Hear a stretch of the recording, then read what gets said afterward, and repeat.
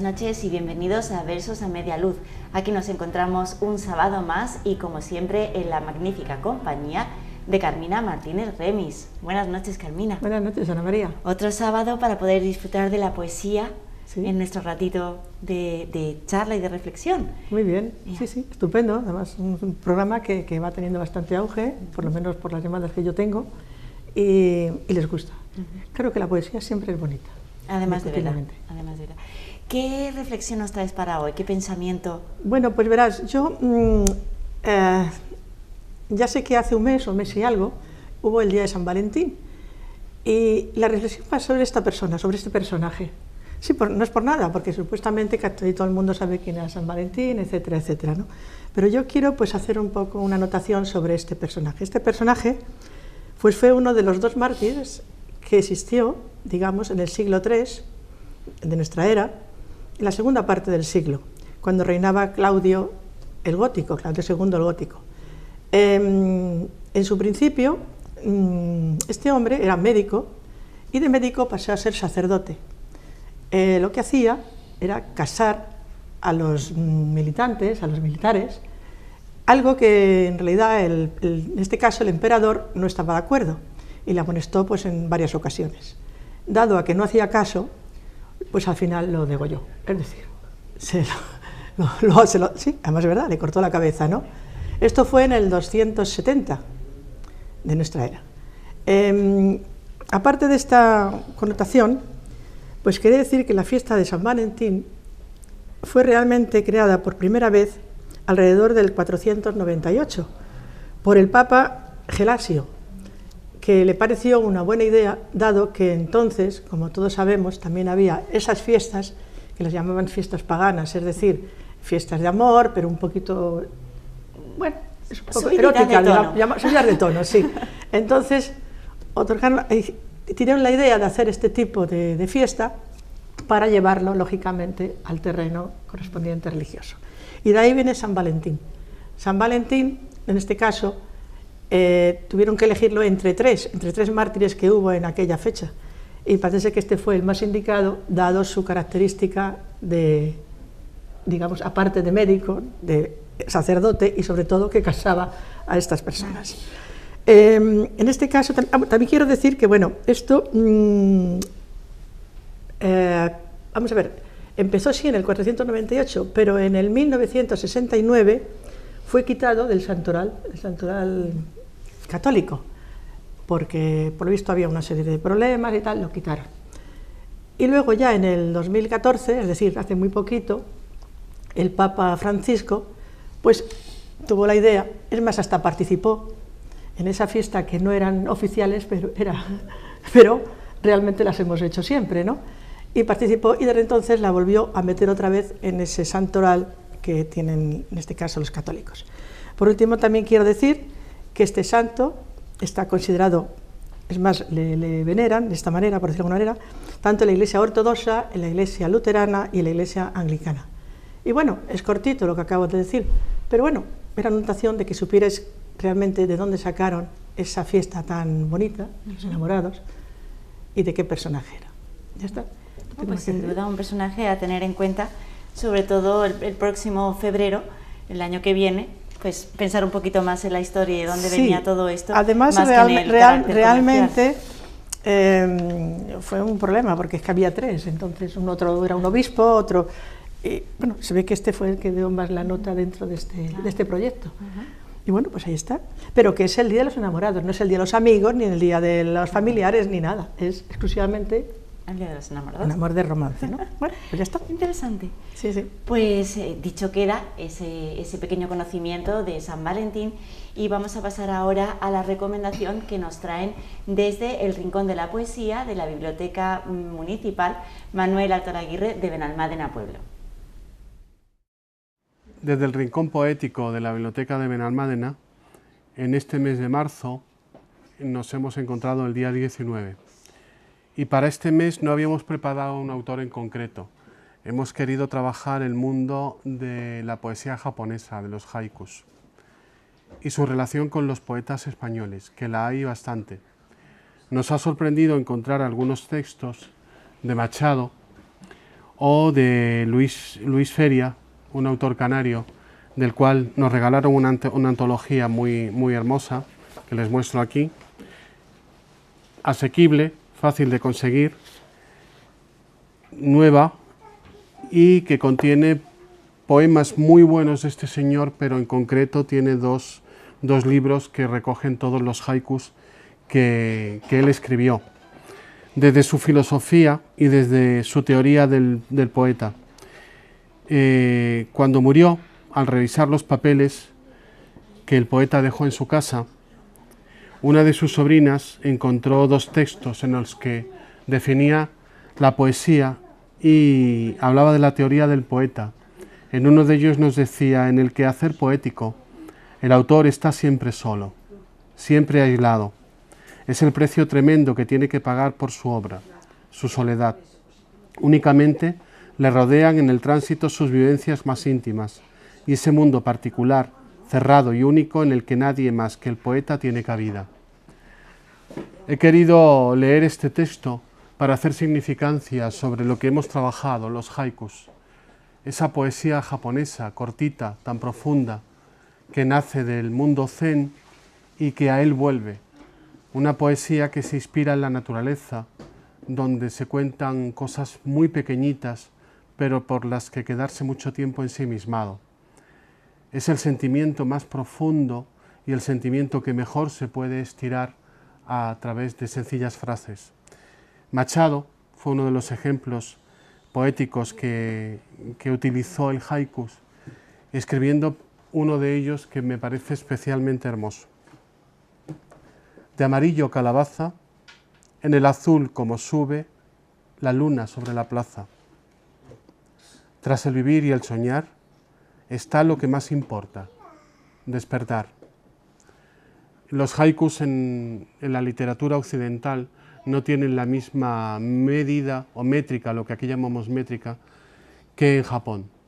Pero Machado, Luis Feria y muchos otros autores son un buen ejemplo de cómo se puede trabajar el sentimiento y la poesía de otras culturas en la nuestra.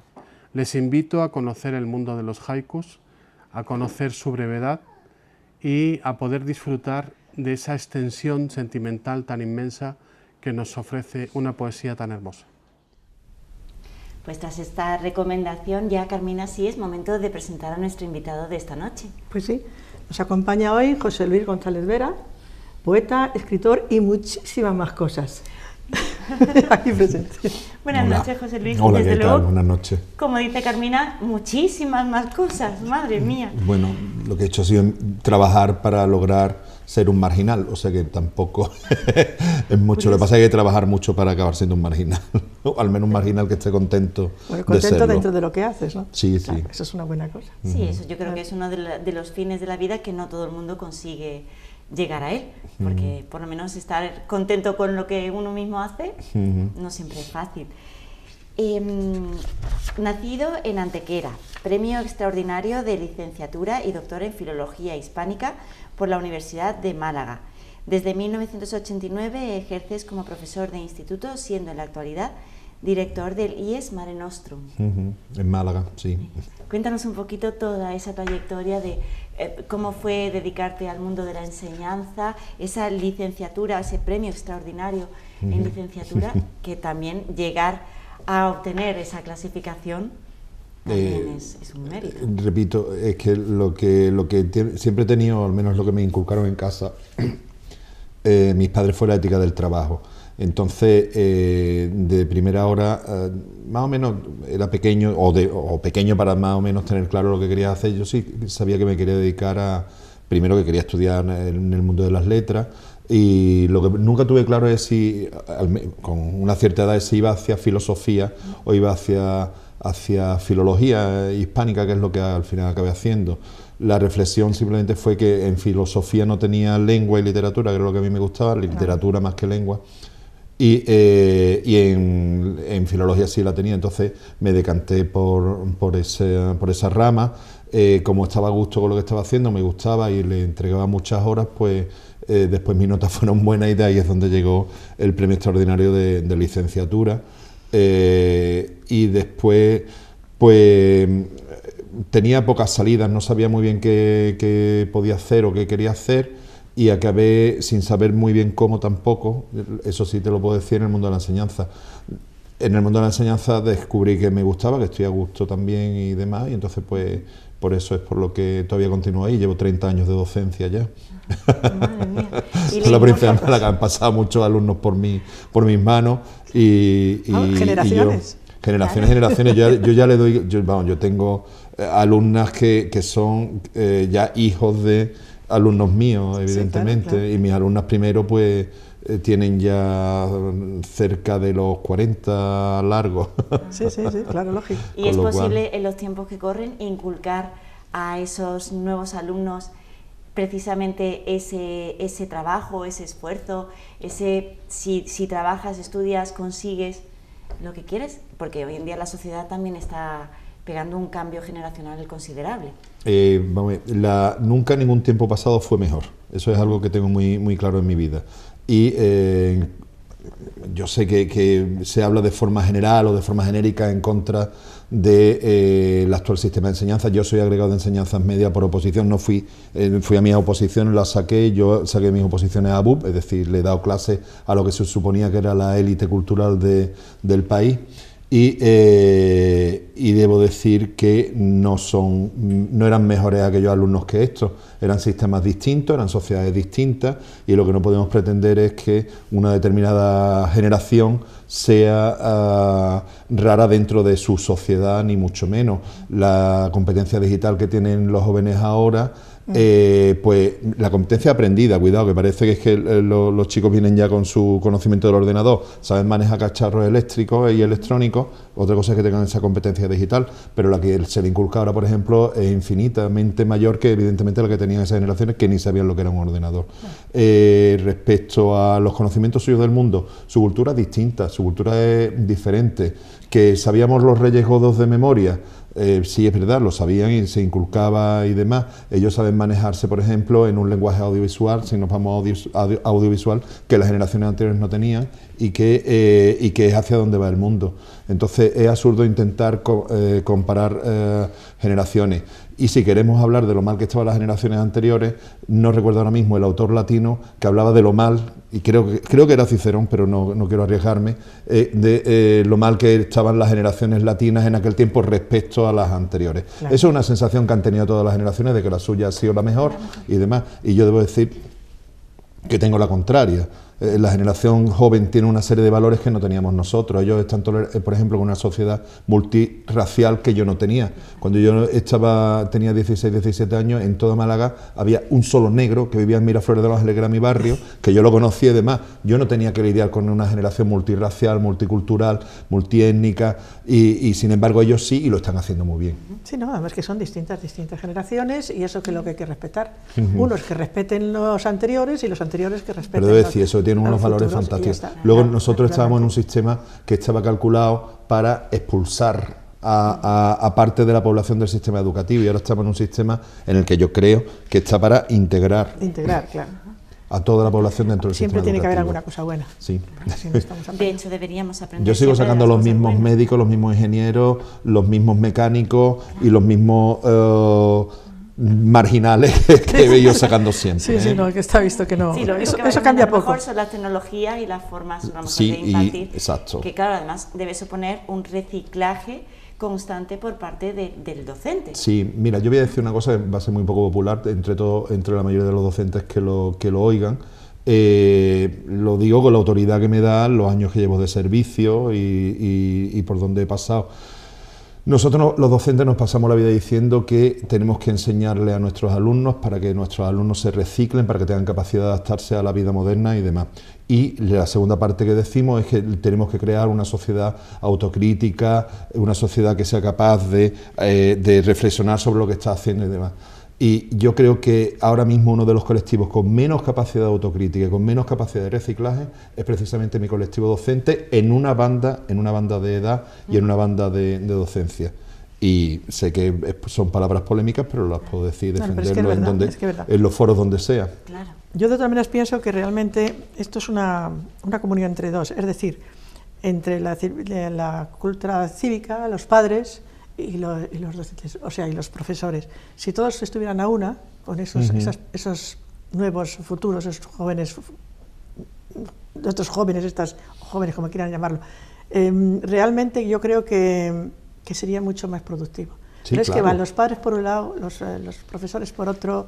Pero que ven porcentajes, Carmina, que ven porcentajes de población, es decir, que hay una inmensa cantidad de familias que están trabajando con sus profesores y una inmensa cantidad de profesores, una enorme cantidad de profesores que van haciendo esa adaptación y demás, y luego tenemos la otra parte, profesorado que no sabe adaptarse a unas nuevas circunstancias o a un nuevo alumnado, y familias que, pues como eran antes, que no llevan la educación de su hijo o que son incapaces de adaptarse a una serie de elementos de educación de su hijo. El tema, como podemos ver, es hiper amplio. Sí, es muy amplio además, también. Lo acabas de comentar, ya incluso lo que era el concepto de familia en los últimos 20, 30 años ya no tiene nada que ver con lo que era antes. O sea, Exacto. Y yo hablo, por ejemplo, por mí, mi edad, me cuesta adaptarme a estos nuevos tiempos. Y eres una niña, imagínate, los mayores. Ya no tan niña, pero gracias. Pero exacto, un lenguaje totalmente diferente. Veo a esos jóvenes que manejan las tecnologías, que es una maravilla, que por ahí va el futuro. Y ahora hablaremos de comunicación audiovisual y de toda la otra parcela tuya. Todo cambia muchísimo y deberíamos hacer esa reflexión, lo que tú bien dices, los adultos, de esos jóvenes, porque tienen muchísimo que enseñarnos, que nosotros a veces nos obcecamos en no aprender, en decir, no, tú tienes que aprender de nosotros, pero deberíamos mirar un poquito que ellos tienen mucho El aprendizaje es mutuo. De hecho, se llama, actualmente se habla de enseñanza-aprendizaje, porque es una retroalimentación y es una cuestión bidireccional. Es una cuestión bidireccional. Desde luego un mundo apasionante en estos días que corren. Cambiamos un poquito de faceta tuya. Articulista semanal en La Opinión de Málaga desde 1989. En la actualidad publicas en la edición digital de este periódico, el blog El Paseante. Y en la impresa, Yo salgo en la impresa también. Bien. Y en el ámbito de la crítica periodística y artística has sido además colaborador en Diario Sur, El Sol del Mediterráneo, Diario de la Costa, El Mundo. ¿Cómo entras en todo ese área de la comunicación? Pues verás, yo entré porque empecé yo me fui derivando más, fíjate, yo iba más hacia lingüista, me gustaba muchísimo más la lingüística cuando empecé a hacerla la carrera. Sin embargo, después, en los últimos años, fui derivando más hacia la teoría de la literatura, que es muy raro, y hacia la crítica literaria, que me gustaba. Entonces empecé a dar clases como profesor honorario en la Facultad de Málaga, en la Universidad de Málaga, perdón, en la Facultad de Ciencias de la Información. A esas dos primeras promociones les di yo clase de lengua española adaptado a los medios de comunicación. Y entonces empecé a tener contacto con los periódicos y con el mundo del periodismo. Y comencé en el Sur Cultural. Comencé en el Sur Cultural de la mano de, ya tristemente falleció hace relativamente pocas semanas, hace pocos días realmente, no semanas, que fue Antonio Garrido Moraga, y entonces pues ya hace casi un mes, pues sí, es que pasa el tiempo volando. Sí, se pasa el tiempo volando, pero es que de pronto me ha dejado que no recordaba exactamente, pero sí. Es que y de hecho hice una necrológica para el periódico. Y entonces pues él estaba trabajando tanto en la facultad, que fue quien me llevó como profesor honorario con él, y fue mi director de tesis doctoral, y entonces y además fue profesor mío muchos años, nos conocíamos bien, y me ofreció el empezar a trabajar con el Sur, en el Sur Cultural, haciendo crítica. Lo acepté y demás, y entonces pues por ahí fui enganchándome con el Sur, con una revista que se llama Puente de Plata, que era de literatura, solamente de literatura, con varios medios que ya empezaron a aparecer, y a la misma vez pues me ofrecían, mira, ¿por qué no escribes? Tal, y El Sol del Mediterráneo, varios más, Diario de la Costa del Sol, El Mundo, también he escrito bastantes veces y tal. Y por ahí fue mi enganche hacia la crítica, porque yo lo que hacía era crítica, yo no escribía, yo tardé muchísimo tiempo en escribir y mucho más en escribir poesía, pero es que los amigos que yo empecé a tener a partir de ahí, para mí son los poetas más grandes que hay en España, de los más grandes, Felipe Benítez Reyes, Luis García Montero, el verme que yo reseñaba sus obras, Vicente Gallego, Carlos Marzal, y que a la vez después, por circunstancias, los fui conociendo, nos fuimos conociendo y fueron siendo mis amigos, y de Málaga, pues José Antonio Mesa Torea, Álvaro García, Juan Manuel Villalba, Francisco Fortuny, todos ellos los empecé a conocer porque los leía, me gustaban, los reseñaba y a partir de ahí pues nos hacíamos amigos. Y entonces pues tuvieron el efecto de dejarme sin atreverme a escribir durante mucho tiempo hasta que yo no me di cuenta que tenía una voz. Claro, sí, porque es que dejan el listón muy alto. Sí, que ponen no, el es listón que muy alto. yo no enseñaba mis poemas a un amigo que anda, los dos empezamos a escribir a la vez, ¿no? Mis amigos eran eso, entonces Claro. Yo ni me atrevía, rompía, escribía pero rompía curiosamente mucho. Y por ahí fue ya mi acercamiento al mundo de la literatura. Entonces tuvo ese gracioso efecto de que me introdujo y conocí y me divertí muchísimo y demás, y tengo un montón de artículos escritos sobre ello, y me dio además un soltarme la mano para poder escribir, porque además, hablando de las tecnologías, cuando yo empecé, era en máquina de escribir. Eso te iba a preguntar, claro, a la hora de escribir, ¿qué prefieres? yo ahora digital, escribo en papel? ordenador absolutamente todo, hasta el punto que me cuesta trabajo escribir Ya, a mano. escribir a mano, ¿verdad? Sí. Pero por ejemplo, cuando empecé escribiendo para el Sur, era escribir a máquina y llevar el papel a Sí, Sur, claro, que se hace el papel así. a Sur, para que Ya pasara Morgado, bien, que claro. todavía trabaja y demás, pues lo pasaba ya a su maquinaria electrónica, que ya empezó a entrar en los periódicos.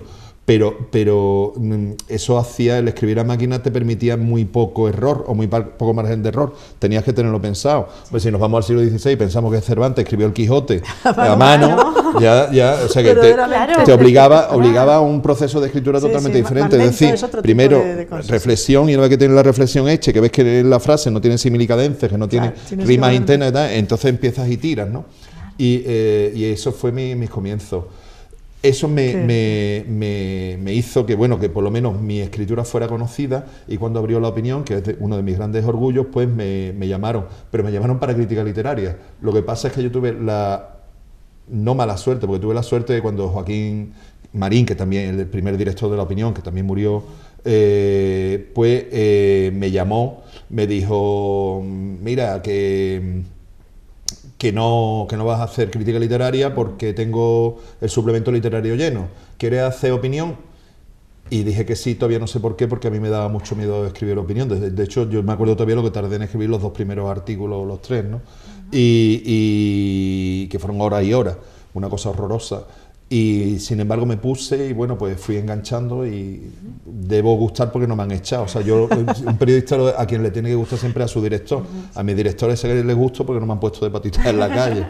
Entonces, a partir de esa entrada en los medios, después he trabajado con SER, con Esther Luque, que fue alumna mía en Ciencia de la Información, y me llamó, anda, vente y hacemos opinión también aquí y tal, opinión radiofónica, que es totalmente distinta. He hecho también artículos radiofónicos, y a partir de pues he trabajado también pues, con otras televisiones, 103, o con otras emisoras de radio. Ajá. Sí, que realmente lo tuyo es la comunicación, aparte de las letras y la docencia, la Lo comunicación. he ido descubriendo que sí, he ido Que sí, descubriendo ¿verdad? que sí.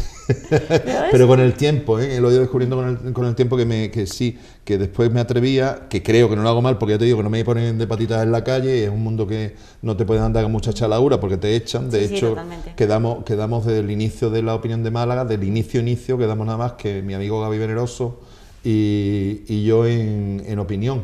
Después entró Lola Clavero, pero entró como al mes de que ya estuviéramos allí ambos trabajando. Debemos gustar a los directores, ya te digo, porque no nos han echado. Y a los lectores. Efectivamente. Yo a quién le quiero gustar, a mi director. A mí los lectores en principio, Sí, bueno, pero si hay algún problema, los tengo en verás tú, segundo término. todo va, digamos, encaminado. Tus publicaciones también han visto la luz en volúmenes colectivos de relatos y poemas en revistas y homenajes. Ahí ya también ahí ya sí te atreviste Ahí ya sí me atreví. escribiendo. Ahí mi primer poema se publicó en la revista Puente de Plata, se lo enseñé a mi amigo José Antonio. Esa era una revista, era muy interesante, la llevamos en torno al año 90 en Málaga, y estaba en su inicio, el equipo de redacción pues era, no me quiero dejar a nadie fuera, pero me dejaré, pues José Antonio Mesa, Esther Morilla, Álvaro García, todos ellos escribían poesía, Juan Manuel Villalba, Francisco Fortuny, el gran maestro de todos nosotros, que es Antonio Jiménez Millán, y entonces imitaba en cierta manera una revista que es de aquí de Benalmádena, que se hace aquí, que es la revista Litoral, que es la revista literaria más antigua de toda España, que para mí tiene un prestigio internacional, para mí es sin duda el gran referente de la literatura española en revista ahora mismo. Y que se hace en Torremolinos, pero se hace aquí, concretamente en Rancho Domingo, en la Casa La Marea, en casa de mi amigo Lorenzo Sabalí y María José Amado. Verdad, sí.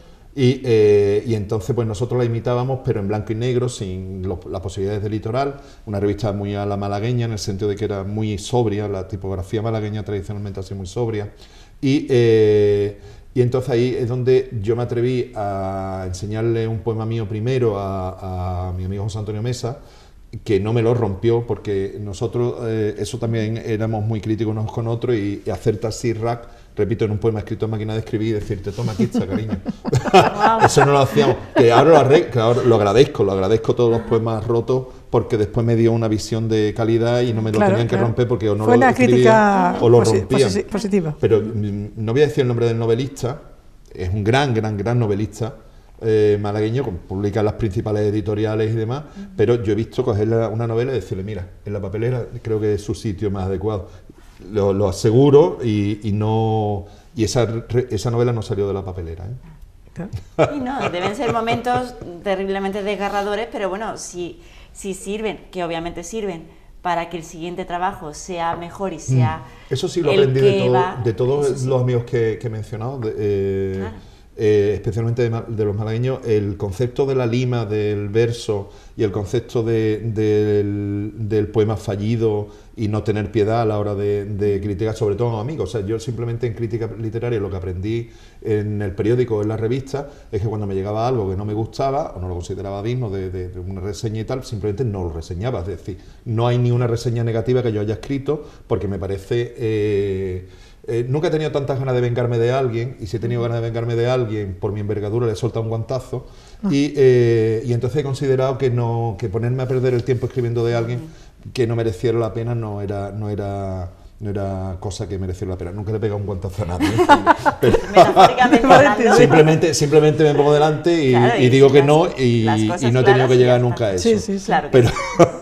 Claro que Pero, Importante. entonces creo que hay que ser muy autocrítico con uno mismo, y después cuando un amigo te pasa algo que tú sabes que va a ser o bien ridiculizado después, o que se va a utilizar en contra de él, o que simplemente pues te falla la visión, tienes las gafas puestas de tal manera que no eres capaz de ver el texto fallido, o te estás repitiendo dentro de tu poética. Además, creo que hay que decirlo y tacharle y hacerle ver con extrema dureza, porque tú eres su amigo, y lo que tú le des va a ser una caricia respecto a los puñetazos que le van a dar luego en la calle, literaria, evidentemente. Sí, yo siempre digo eso, a mí me gusta cuando te vienen esas críticas que son constructivas, que son reales, precisamente porque son las que te enseñan, te ayudan a seguir aprendiendo, a ser mejor, ¿no? Y luego los halagos, pues todo el mundo siempre en algún momento tiene... También he sabido a quién de sobra. hacérselo, me refiero, que muchas veces me llegan libros, me quedo calladito y digo, mira, muy bien, estupendo, porque hay mucho club de autocomplacencia que es malo.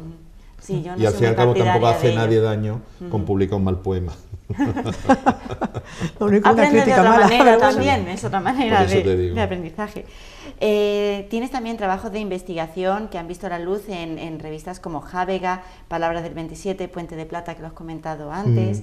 Coordinaste El Maquinista de la Generación, además perteneciendo al equipo de Puente de Plata.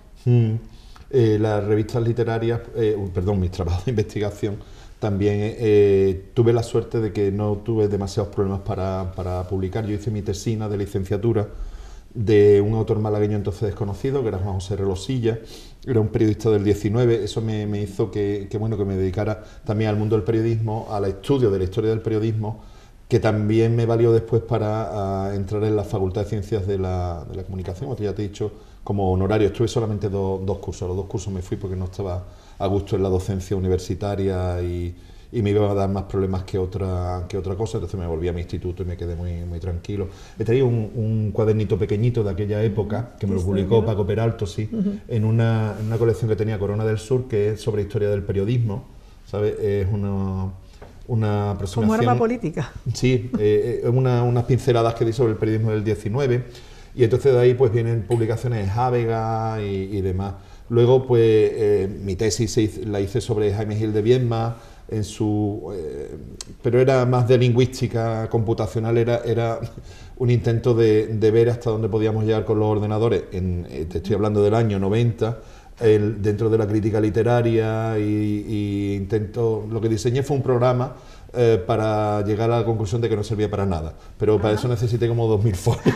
Era una brutalidad, mientras sí, una cosa tremenda. Sí, eran unos métodos críticos, entonces se estaban empezando a ver, y yo lo empecé a aplicar para llegar a la conclusión de que, ya te digo, que era una herramienta que era fallida y que por ahí no llegábamos a ningún lado y ya está, pero bueno, es una tesis negativa para decir no tiréis por este camino y ya está. Bueno, pero ahí está todo demostrado, Sí. o sea que... Y luego pues Relosillas curiosamente sí me dio bastantes alegrías. Fíjate que Jaime Gil de Viedma para mí es mi gran poeta, pero sin embargo después lo dejé aparcado, estuve muy cabreado, no con su obra, que me encantan sus poemas, y desde luego no con él, que me parece una persona, una figura admirable, y lamento no haberla conocido en vida. La pude llegar a conocer, pero no la llegué a conocer. Sin embargo, fue una investigación que ya dejé ahí aparcada, y nunca quise escribir sobre poesía de los 50 y demás, y mira que me hinché de leer. Pero sin embargo después, curiosamente, pues Relosillas, que era un autor totalmente desconocido, que le tuve que elaborar su biografía, que tuve que elaborar la historia del periodismo malagueño de finales del 19 por él y demás. Después me llamaron, por ejemplo, de la Biblioteca Virtual de Andalucía, que me habían localizado y no sé ni cómo, y me pidieron que escribiera un libro sobre él, que está en la Biblioteca Virtual publicado. Hace relativamente estas navidades me llamaron de Valencia, un valenciano que me había localizado por internet y demás, que se había encontrado con unos textos de Relosillas, y total, le mandé un montón de información a mi amigo Vicente Bosca, que no los conocemos nada más que de charla telefónica y de correo electrónico. Y entonces, cuando estás investigando, estás estudiando algo, lo que nunca sabes es por dónde va a aparecerte la faceta en la que te demande más trabajo o menos, curiosamente. Interesante. Y dejando un poquito de lado las letras, en tu haber eres jefe de producción, guionista, codirector del director cinematográfico Gabriel Veneroso y la productora malagueña Borboleta Films, con cortos como Cuéntame algo sobre ese volcán, Cristales habitados, y la versión cinematográfica de la obra teatral de Bergamín, Coloquio espiritual del Pelotari y sus demonios. Así como para ir empezando. Así como para ir empezando.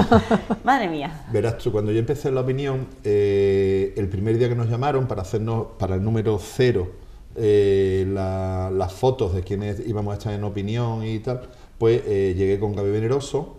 Él era el hombre de los miércoles, yo era el hombre de los lunes, o sea, yo soy el hombre de los lunes y él es el hombre de los miércoles, porque estamos todavía ahí. Y Gaby ya había hecho algún trabajo en cine, que había tenido un cierto éxito dentro del cine, evidentemente del cine marginal estamos hablando. Y además, en aquel tiempo todavía se trabajaba en cine-película, que es una de las cosas más horribles que se puede hacer en este mundo. El cine de pobre, y encima con películas. Lo digo porque simplemente el rollo de película, sin haber hecho ni un solo plano, ni haberte movido ni nada, poner un rollo de película aquí en medio, nos costaba 24.000 euros, y era solamente el rollo. Eso había que positivarlo, había que montarlo, había que talonarlo, en fin, el proceso y demás, y encima había que rodarlo, y además había que escribirlo, y además había que tener el material, etcétera, etcétera. Todavía no sé cómo pudimos hacer todo lo que hemos hecho. Y lo conocí, entonces él tenía un bar que se llamaba La Boca del Lobo, me dijo, tío, vente esta noche a mi bar. Me fui al bar y esa misma noche me dijo, estoy preparando algo en cine, ¿quieres trabajar? Y digo, vale, pero yo nunca he hecho nada. Y me dice, bueno, pues trabajas en producción para llevar cosas y tal. Y digo, perfecto, ya está. Entonces empezamos con un corto que fue Cañí. Ese corto tuvo bastante éxito, curiosamente, en varios festivales y demás, era cómico, estaba hecho en digital. Y a partir de ahí él se fue profesionalizando junto con Enrique de la Vega, Quique, y entre los dos montaron la productora Borboleta Film. y Borboleta Film, y con Borboleta Film han hecho largos como Las huellas que devuelve el mar, por ejemplo, y en ese largo pues trabajan, si miráis la ficha técnica, pues Marian Aguilera, Antonio Dechen, Aleo Dougherty y un montón de magníficos actores, Mauricio, lo recuerdo ahora y tal, y me dejo un montón fuera, y todos trabajaron por el guión. Cayetana Guillén trabajaron por el guión, trabajaron porque les gustó el guión. Ese corto era en cine, entonces ese largo, perdón, era en cine, y cuando Gaby me dijo, vamos a hacer un largo en cine, le dije, no quiero saber nada. Pues yo ya llevaba varios cortos hechos con él, yo ya sabía lo bonito que era hacer cine de pobre y tal, y con eso me pringó un montón, y luego hicimos ya otras muchas cosas, y de lo último, o sea, cortos como Valideo para un baile, también hecho en cine, y demás. Del largo voy a contar una anécdota que no, vamos, casi nadie la sabe. Se presentaba en el Festival de Cine de Málaga. Se estaban haciendo las fotos, el alcalde, Gaby, los actores, porque claro, llega Cayetana, llega Antonio Dechen, Aleo Dougherty, en fin, todo el relumbrón, y estaba el alcalde haciéndose las fotos antes de la exhibición de la película en el Albéniz. La película estaba en Madrid. La película estaba en Madrid, la película no estaba en Málaga. Estupendo. La película estaba en Madrid. A punto de entrar en el avión, pero estaba en Madrid. El día de antes hay un sistema de sonido que ya no es, que es Dolby, para que tú veas las dificultades.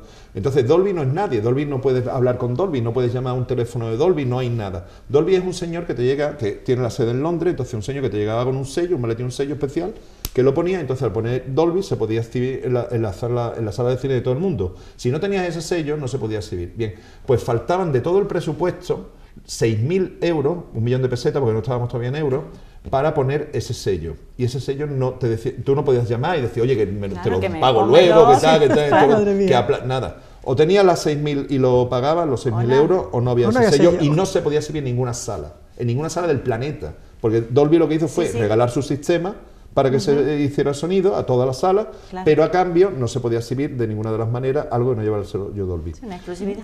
Como era llorarle a unos y a otros, ve quién soltaba 1 millón de pesetas, 6.000 euros, pues la película estaba todavía en Madrid y el alcalde se estaba haciendo fotos con los actores y el director. Bueno. Sin nada que presentar por el había momento. un tío con una moto esperando que llegara el avión de Madrid para cogerlo y salir corriendo. Madre mía, no quiero ni pensar en Llegaron eso. 15 minutos tarde, nada más. O sea, te puedes imaginar el resto de equipo que estábamos fuera, que sabíamos eso como estábamos. Estábamos de los nervios. Claro, son cosas graciosísimas. Sí, no, es que es horroroso. Otra vez que nos sucedió, por ejemplo, que antes de exhibir en el CAC un trabajo por encargo, además, y demás, cuando estábamos con el montaje hubo una serie de dificultades con el ordenador, eran digital, y de pronto cuando quedaban como 15 minutos y se llama, en los términos de cine, el tostado del vídeo, cuando lo mete y empieza, digamos, la grabación del DVD, y de pronto sale en la pantalla tiempo estimado 2 horas y media. Y digo, Gaby, dime que eso es mentira. Y dice, no te lo puedo decir. ¿Es lo que es? Y estábamos a 15 minutos de que se exhibiera. Desde luego, la verdad es que en el cine siempre ha habido muchas anécdotas. Yo, como he ido con mi padre, sé lo que me estás hablando. Se nos está pasando el tiempo. Sí, y deberíamos empezar, ¿no? Entonces vamos a... Si a mí me das y a mí me pasa lo mismo. Cuando me entrevistan me pasa exactamente lo mismo. O sea, tú por ejemplo, lo que sí quería yo... Ya te cojo la palabra, ¿verdad que sí? Era, como se nos está pasando el tiempo, repito, y yo te quiero oír recitar, porque yo he estado contigo, con otros 2 poetas allí en el Mentider, hemos estado charlando, pero no, yo a ti no recuerdo haberte oído recitar, o sea, leer. Y me gustaría, pues eso, oírte leer. Vale, pues... Veo que realmente, ya sé, porque sé que has escrito los libros, la novela que no has traído, sí, no me que me hubiera gustado verla, pero bueno, también los libretitos, los cuadernos, que hemos llamarlo. Y bueno, alguno te lo habrá dejado seguramente que en casa, seguramente. Sí. ¿Verdad que sí? Que suele pasar. Entonces sí te pido por eso, porque como tenemos el tiempo un poquito ajustidito... Vale. Bueno, pero igual nos pueden dejar unos minutillos más. Bueno, pero ya, de todas maneras... Pero sí, vamos a empezar. Lo que sí quiero decir es que ahora mismo toda mi obra literaria está en digital y está en mi página web de descarga gratuita. Entonces, estupendo, mira, ya podemos leerla y criticarle de paso. Para prepararme el programa... he navegado un poquito. Claro, bueno, claro, ella para eso está. Sí, la verdad es que se agradece que tengamos ese acceso. Voy a coger que son los naipes sobre el agua. Esta es la poesía reunida, no completa porque creo que todavía tengo que escribir alguno más y espero morirme dentro de algún tiempo. Entonces no quiero que sea completa todavía, evidentemente. Lo publicó hace poco el Centro de Generación del 27 junto con otra serie de títulos que tiene de poetas, que nos vamos quedando al margen, pero ya digo que yo soy consciente de eso y que no es una condición que me moleste, ni mucho menos.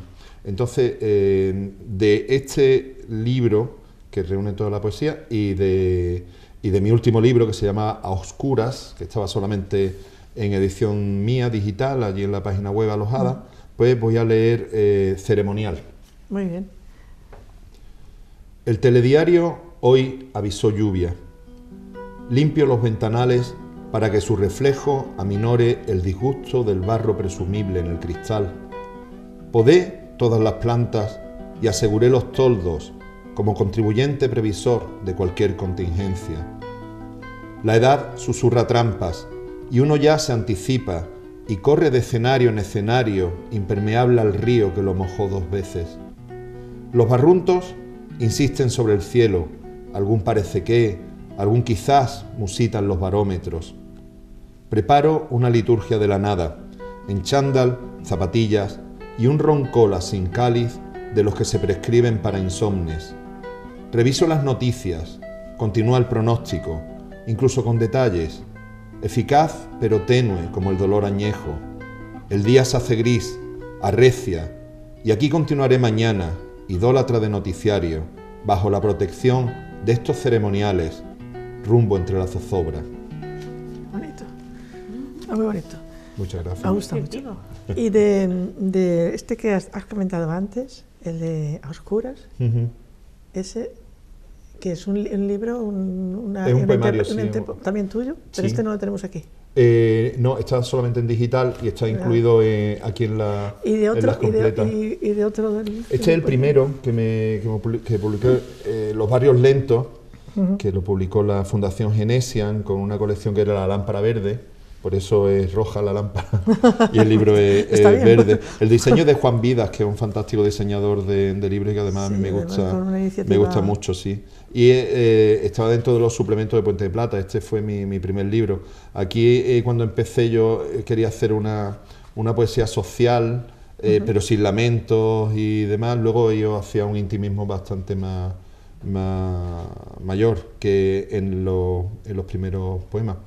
Que eran muy urbanos, muy de personajes marginales y de barrios marginales, por eso se llaman Los Barrios Lentos. Sí. ¿Quieres que lea uno? Sí. Además es que lo tenía apuntadito además para decirte. Sí, Juan y la Loca, y ejemplo de ese que te digo de barrios y de personajes y demás. Basura. No hay contenedores. Son útiles las bolsas en las fuentes. Arden de vez en cuando y compiten los niños que mean desde muchos metros sobre las llamas. Están rojas e inmóviles las pupilas de Juani, espejo de otro mundo ante la hoguera. Su túnel interior con luz de niña débil. Una caja de música en silencio, rota por la eficaz orina de los niños, los insultos y golpes. No se limpió el meado ni la sangre, según los testimonios. Fue apacible su gesto mientras apuñalaba a aquel chulo del barrio, solamente en sus ojos el azul ya enfermizo de la hoguera. Huyeron los demás intimidados por aquella concordia tan contraria. Aquí la mansedumbre nunca había cubierto con su manto a la muerte. Después sobre el portal las luces, la nerviosa sirena azul-naranja, policías y médicos, sus padres, al fin libres de aquel castigo. Las bolsas de basura arderán otras noches. Juan y la Loca, el cuchillo, el psiquiátrico, su libertad, la mancha de las calles. ¿Ese fue el primero que hiciste? O sea, dentro de la poesía, ¿fue la iniciación, digamos? No, el primer poema que escribí fue Alba, era dentro de este libro, está muy cercanos en el tiempo. Y entonces yo no renunciaba al uso de palabras, digamos, no habituales o no correctas dentro de la poesía. Sí, porque dentro de lo que había era así, realmente, sí que es cierto. Y ese que tienes ahora... Sí, me gustaría que leyeras un poco uno de estos. Ese es de El agua en la boca, que lo publicó Litoral dentro de su suplemento. Y entonces... aquí aparece Alba, que es un poema a una prostituta ficticia, no es... Los poemas, aunque sean muy narrativos, no tienen referente en principios reales. Sí tienen sensaciones, pero como referente, pero no el personaje o persona... Si no te basas en nadie en particular. En nadie en particular. No. Tengo la voz, hijo mío, siempre la tengo igual, hecha polvo. No. Alba, cuenta que siempre hiciste la calle en estos barrios. No es verdad. Hacías los retretes, los ascensores o los mismos refugios por horas que hoy ocupas. Íbamos a tu altar aquella tarde, oscuros, bajo el brillo insolente de las farolas, miedosos navegantes a merced del silencio. Desde aquel día heridos por los trazos seguros de tu lengua, volvíamos con ron y Coca-Cola, con frecuencia, con prisa y, claro está, con dinero, que cortabas tú a hostias el mal rollo del chulo que quisiera follar de balde. Te encuentro en la autopista, como a un cliente novato me saludas y me doy el difícil privilegio de abrazar la memoria, aunque alborotes si te enredo en posturas imposibles, engaños que cobijan esta porno victoria sobre tus callejones con ratas y sin luz tan lejos de mi mundo. Me demuestra que aunque el sexo se oculte en las esquinas o haga autostop en zonas de talleres, desnudo junto a un fuego, en la huida deja según costumbre señales que no borran otros labios. Una descripción bastante fuerte, ¿verdad? Sí, sí. Parece que ya estamos llegando a este final. Sí, ya, es que ya me han avisado ya mi compañero. José Luis, ha sido un verdadero placer tenerte. Muchísimas gracias, el placer ha sido mío estar aquí muy a gusto con vosotras. Un poema para terminar. ¿Ah, sí? Un poema para terminar, voy a coger ya del último libro. Eso es, con permiso, yo me dejáis, voy despidiendo, seleccionáis el poema. Ajá. José Luis, reiterar mi agradecimiento. Carmina, nos vemos en el próximo programa. Claro. Y a todos ustedes, ya saben, les esperamos todos los sábados en Versos a Media Luz. Nos despedimos como nos gusta, leyendo poesía. Hasta la próxima. El buzo.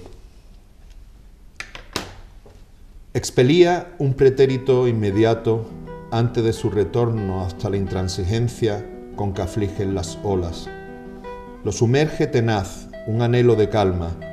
El castigo no sufre donde el óxido nubla los tiempos entre un único estrato de vida. Brota sobre la mar su geyser como crines y se amanta el tósigo en el aire.